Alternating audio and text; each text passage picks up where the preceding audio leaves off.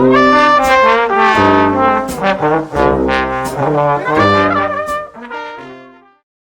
air grew heavy with the metallic scent of ozone and the sickly sweet odor of decay, as if the town itself was exhaling its last breath. A primal dread took hold of the hikers, as they realized the whispers they dismissed as wind were actually repeating a single phrase in dozens of different voices. Their fingers traced the sticky residue coating every surface, walls, windows, even the leaves, a substance that smelled of iron and something far more ancient. Every footstep echoed with a wet, sucking sound, as though the ground beneath them was breathing, pulling at their boots with each movement. The silence that followed the radio transmission wasn't empty. It was thick with anticipation, broken only by the distant, rhythmic scratching of something moving through the undergrowth. Paralyzed by the unknown, they watched as the town's single streetlight began to pulse in time, with a heartbeat none of them could place as their own. The cold seeped through their clothing not as winter's chill, but as the damp, penetrating cold of a place that has never known warmth or sunlight. And in that final moment before the feeding began, they understood the transmission's warning.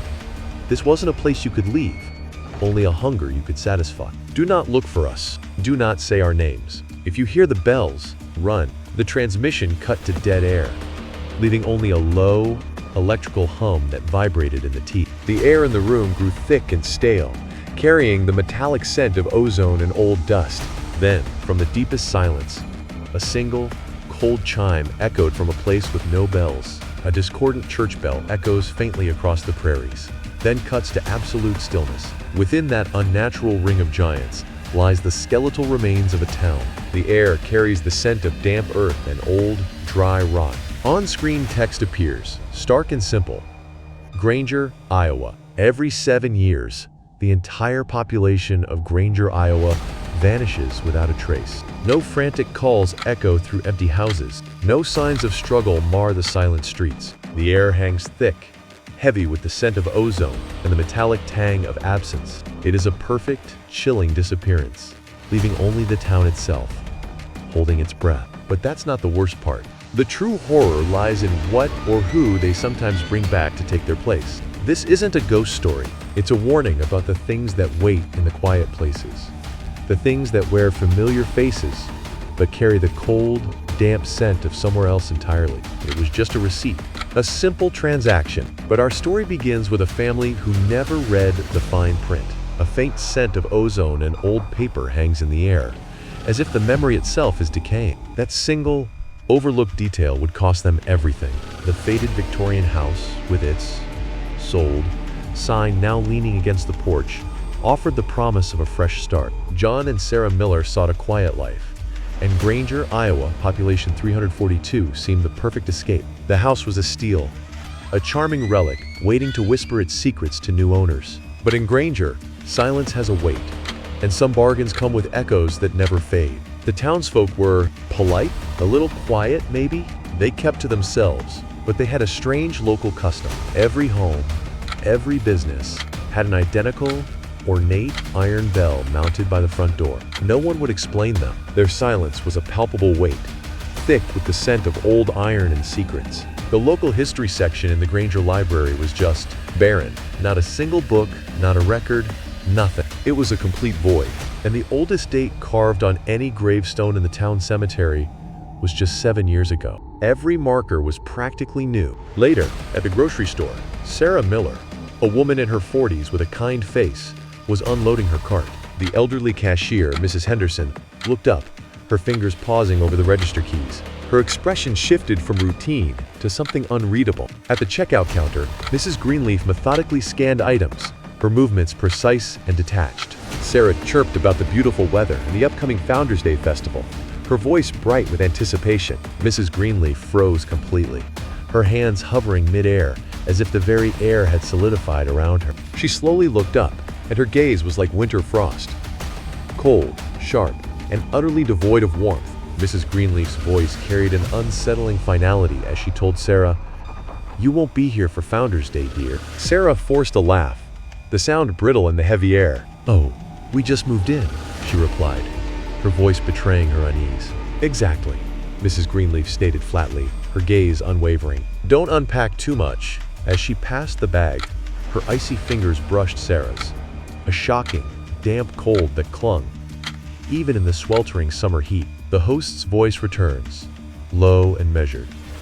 The warnings were subtle, but they were everywhere. Liam was the first to detect the disturbance, his headphones on as he lay awake in the dark. The air in his room grew heavy, carrying the faint metallic scent of ozone that made his breath catch. Through his headphones, he could just make out a wet, rhythmic tapping, like something damp and heavy dragging across the floorboards. A primal dread took hold as the sounds grew clearer, each one deliberate and impossibly close. John slid one earbud free, and the house spoke. A faint, rhythmic scraping whispered from the walls, like something dry and heavy dragging itself through the hollow spaces. Then, a breathy murmur, felt more than heard, seeped from the vent. A sound that seemed to leach the warmth from the air. But John's focus was absolute. He had found the dates, carved with chilling permanence into the foundation stone behind the water heater. 1847, 1854, 1861. A pattern. Every 7 years, carved right up to the present. The final date was fresh, the stone dust still clinging to the grooves this year. In the cellar's oppressive damp, John traced the marks with a shaking finger, the air thick with the scent of wet earth and cold iron. And Sarah saw the people, or more accurately, she saw them not change. In the thrift store's dusty air, she sorted through a box of forgotten town photographs. Her fingers brushed a 1950s snapshot, a group of people frozen in time at a sun-dappled picnic. A metallic scent, like old film and ozone, clung to the paper as a primal dread took hold. She freezes, her fingers trembling as she pulls out her phone. She scrolls to a photo taken days ago at the town square, the image glowing in the dark room. Placing them side by side, she inhales sharply, the damp scent of fear filling the air. The faces are the same, an impossible echo that paralyzes her with primal dread. The tension in Granger thickened, a palpable weight pressing down on the town. The neighbors' polite smiles had become fixed and hollow,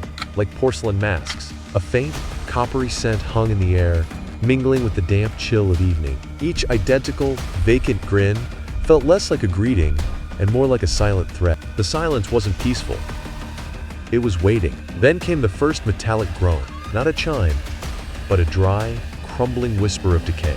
The air thickened with the scent of old iron and damp earth. Across the town, identical bells deteriorated at the same impossible rate, their decay a silent, synchronized countdown. 1 week before the 7th anniversary of the last renewal, the town gathered in the hall, the air thick with the scent of old wood and ozone. Mayor Harris, a man whose eyes held an unnerving, unblinking stillness, addressed the seated assembly, his voice a low monotone that seemed to absorb all other sound. A collective breath hitched in the room, the only movement the faint, sticky dampness that crept up from the floorboards. In the back, the Millers exchanged bewildered glances, their confusion palpable. Mayor Harris's voice cut through the room, unnervingly flat and devoid of inflection. "The alignment approaches," he intoned, the words hanging like a physical weight in the air. "Preparations must be finalized. Check your bindings. Oil your locks. The offerings must be willing." John rose, his voice echoing through the stillness. "Offerings? What is this? What's going on?" Every head in the room turned to look at John in perfect, silent unison. Not a word was spoken, but the air grew heavy with the scent of old paper and something faintly metallic, like cold iron. The final night descended, the air thick with the scent of ozone and damp soil. Inside, the Miller family secured every lock and barricaded each window with trembling hands. They huddled together, listening to the relentless drum of rain and the creak of their house settling. Their plan was simple: wait it out, praying the dawn would bring an end to the suffocating dread. They were wrong. In the Miller house at midnight, every light died at once. The rusted bell on the porch began to move, chiming not with a ring, but with a dull, sickening clang.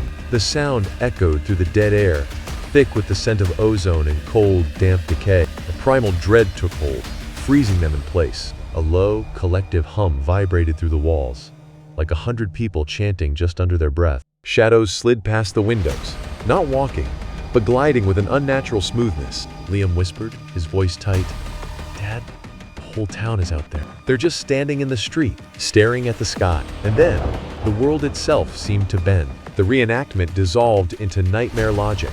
From the town square pulsed a light that wasn't light at all, a deep, violet-black void that seemed to consume color itself. The air grew thick with the smell of ozone and old rot. Then, without a whisper of sound.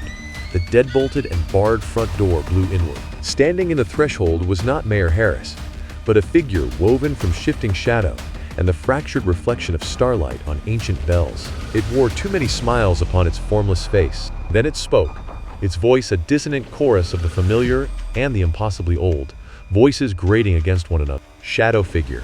3.